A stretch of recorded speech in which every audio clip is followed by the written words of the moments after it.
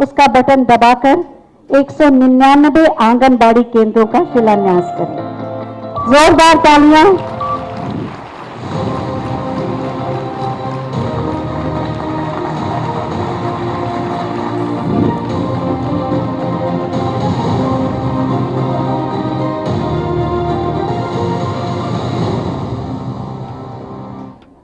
इसके साथ ही 501 आंगनबाड़ी केंद्रों का लोकार्पण भी होना है। मैं माननीय मुख्यमंत्री महोदय से अनुरोध करूंगी कि बटन दबा दें, बटन दबाएं। लोकार्पण।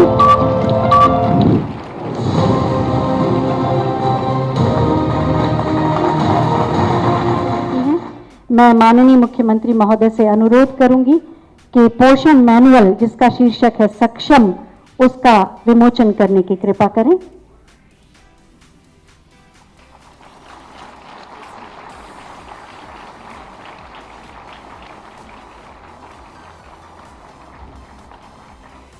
इसके अतिरिक्त विभाग की 5 वर्षों की उपलब्धियों को प्रकाशित किया गया एक पुस्तिका सशक्त आंगनबाड़ी के माध्यम से, उसका भी विमोचन करने का अनुरोध हम माननीय मुख्यमंत्री महोदय से करेंगे।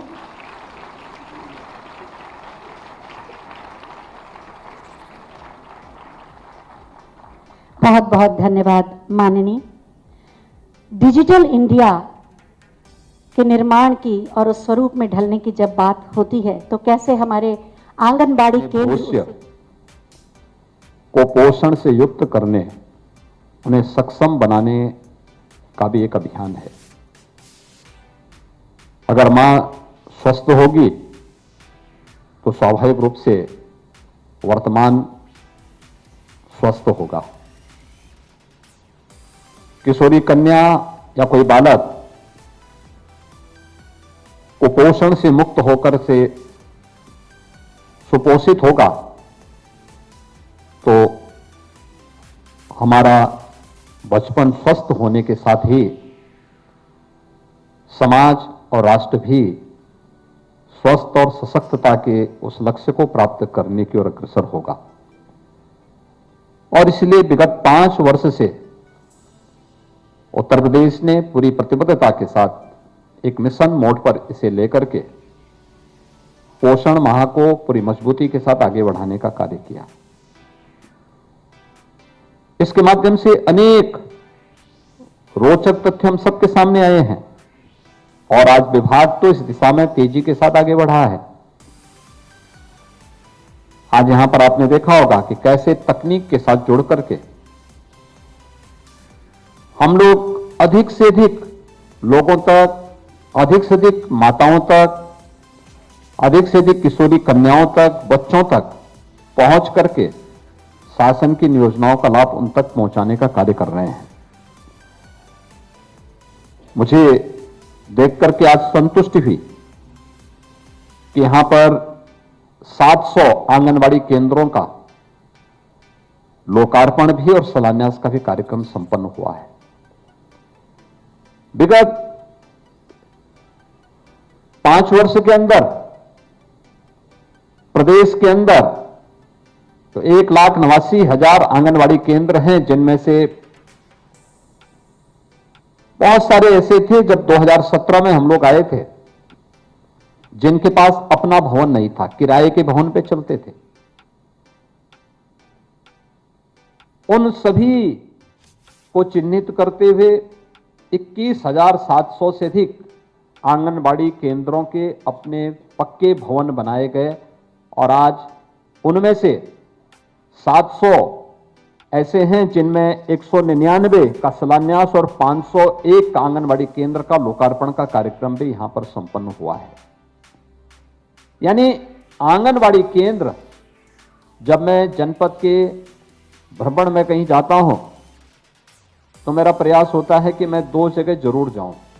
एक किसी स्वास्थ्य केंद्र के निरीक्षण में, दूसरा आंगनबाड़ी और बेसिक शिक्षा परिषद के किसी स्कूल में, क्योंकि मेरा मानना है कि ये 2 शिक्षा और स्वास्थ्य किसी भी समाज की 2 बुनियादी आवश्यकताएं हैं और समाज की आधारशिला भी यहीं से खड़ी हो सकती है। अच्छी और उत्तम शिक्षा एक बच्चे के सुनहरे भविष्य के साथ साथ समाज और राष्ट्र की नींव को मजबूत करने का भी एक आधार बनता है। और उस दिशा में जो प्रयास हुए हैं, कोरोना कालखंड के कारण हमारी जो गति थी थोड़ा बाधित हुई, अन्यथा अब तक हम लोग सभी आंगनबाड़ी केंद्रों को प्री प्राइमरी के रूप में इन्हें आगे बढ़ाने की दिशा में तेजी के साथ आगे बढ़ चुके थे।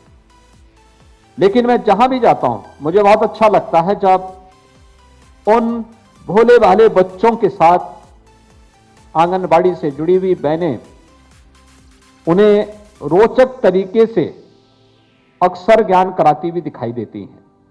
और मैंने कई जगह इसका उदाहरण भी दिया कि मैं एक जगह जब आंगनबाड़ी केंद्र में गया था तो मैं वहां देख रहा था लगभग 25 से 30 बच्चे थे, और वे बच्चे वहां पर उनके साथ में जो गुनगुना रहे थे, वहां पर कैसे अक्षर ज्ञान कराया जाता है, कैसे शब्दों का ज्ञान उन्हें कराया जाता है, ये सब मैं वहां देख रहा था। और मैंने देखा कि कितनी सहजता के साथ उन बच्चों को बताया जा रहा था। मैं उसके बाद अपने आप को रोक नहीं पाया। मैंने जैसे उन लोगों ने मुझे देखा तो मैं गया वहां पर, मैंने 2-3 बच्चों से पूछा, मैंने कहा क्या तुमने सीखा, मुझे बताओ चलो। अब आप सोचिए 3 से 5 वर्ष तक के बच्चे कितनी सहजता के साथ वहां पे बोल रहे थे। उन्होंने मुझे मेरे सामने यानी जो कुछ उनको बताया जा रहा था उसको उन्होंने वहां पर बोलना भी प्रारंभ किया। ये चीजें दिखाती हैं कि हम अपने बचपन को जब उद्धरण के माध्यम से कुछ रोचक जानकारी देने का प्रयास करते हैं तो उसके उदाहरण भी हम सबके सामने होते हैं और उन बच्चों की वो नींव। इसके साथ ही तकनीक का उपयोग करते हुए आंगनबाड़ी केंद्रों के लिए उनके पर्यवेक्षण से संबंधित जो मोबाइल ऐप है सहयोग, आज उसका भी लॉन्च यहां पर किया गया है।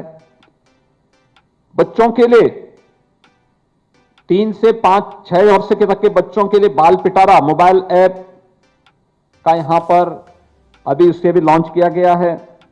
और ऐसे ही दुलार नाम से भी एक कार्यक्रम यहां पर, उसका भी आज शुभारंभ हुआ है। यानी इतने सारे कार्यक्रम पोषण माह में हम एक साथ यहां पर आगे बढ़ा रहे हैं। परिणाम क्या है? ये हमारे लिए जब 2017 में मैं आया था, मुख्यमंत्री बना था, तो उस समय मेरे सामने सबसे बड़ी चुनौती थी कि जब नेशनल फैमिली हेल्थ सर्वे होते थे तो इस सर्वे में यूपी देश की आबादी का सबसे बड़ा राज्य है, लेकिन सर्वे में यूपी सबसे फिसड्डी राज्यों में होता था। और आज मुझे बताते हुए प्रसन्नता है, विगत 5 वर्ष के अंदर किए गए परिश्रम का परिणाम क्या है कि एनीमिया में अगर आप देखेंगे तो नेशनल एवरेज से भी उत्तर प्रदेश का अच्छा हुआ है।